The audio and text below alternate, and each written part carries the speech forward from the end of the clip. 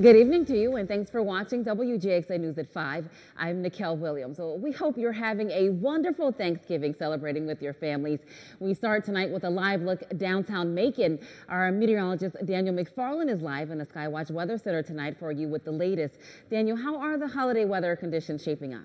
Happy Thanksgiving, Nikel, and things are looking perfect today. We are seeing some great temperatures out there right now. 70 degrees in Macon. You're seeing about 69 in Warner Robins. And just about everyone all across the area is going to see some great conditions out there throughout the evening. So if you're getting ready to go out there for the Black Friday shopping, you're going to have lows down in the upper 40s. Not as bad as what we had earlier this morning when many of us dropped down into the 30s, but we're still going to be looking very nice there for the next little bit. Now, I want to talk a little bit more about what you're going to need if you're going out for tomorrow. I think short sleeves and a light jacket will be just fine throughout the morning, but anyone staying outside overnight waiting by a Best Buy or anything like that, probably going to want a winter coat instead of short sleeves and a light jacket. That umbrella you can keep away until we get into the day on Saturday. That's going to be the day we're going to see rain starting up during the middle of the afternoon, lasting throughout Sunday and bringing us some really cold temperatures as we get into the start of next week. So that's something else we're going to be keeping an eye on for you. Now, as far as what we're looking at for Saturday, I think that's going to be a little bit of light rain. I'll talk more about that coming up in just a bit. All right, Daniel, thank you. New tonight, helping homeless veterans get off the streets. The Salvation Army of Greater Macon is expanding its veterans programs. WGXA's Tiffany Thompson joins us now. Tiffany, this has been in the works for a few months now.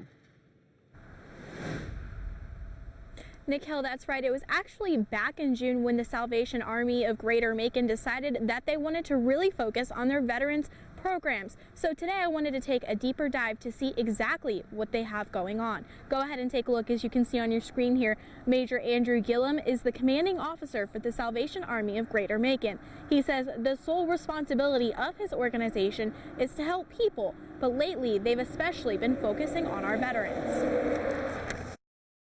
To be able to serve the veteran population, folks who have put their life on the line all around the world, and to be able to work with vets who are going through issues, that is a real joy for us to be able to serve our veterans in that capacity. Now, these new expansion programs help them stay off the streets and prevent homelessness. Now, it also helps veterans find jobs who need those jobs, and also it focuses on their mental health. Now, stay with us because coming up in the next half hour, I'll show you exactly how many veterans they've helped so far and where they plan to go from here. But for now, reporting live in Macon, Tiffany Thompson, WGXA News. Tiffany, thank you. We're following several developing stories for you tonight. We have an update on that massive plant explosion forcing families out of their homes in Texas.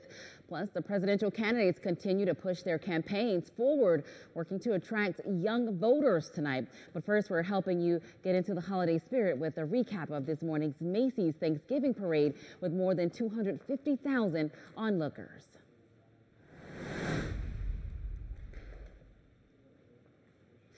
It's a Thanksgiving tradition. The Macy's Thanksgiving Day Parade took over the west side of New York this morning with marching bands, clowns, and of course Santa. Karen Kafa was live along the parade route with a street-level view of the excitement and where the famous balloons were flying today despite wind concerns.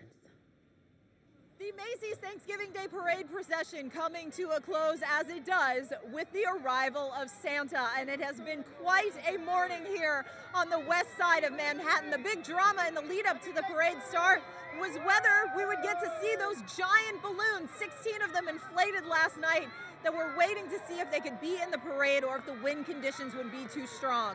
About 45 minutes before the parade started, the New York City Mayor Bill de Blasio tweeted that the balloons were a go, but it was a massive effort among the balloon handlers, the balloon captains, balloon pilots, to keep them afloat, and we really saw some of them struggle along the parade route. But all of those who came out here today seemed to be in good spirits, and they were under the watchful eye of the NYPD, both in uniform and in plainclothes, along this 2.5-mile parade route to make sure everyone stayed safe and secure. This really kicks off the beginning of the holiday season here in New York City with a number of high-profile events that will lead up to New Year's Eve in Times Square. So a lot of happy parade goers. Many of them took advantage of the milder temperatures, certainly more so than last year, to get out here early and stake out a spot. Some of them as early as 4, 5 o'clock in the morning. Most of the parade took place under sunny skies and temperatures in the mid 40s, peaking at about 50, making it a relatively comfortable autumn morning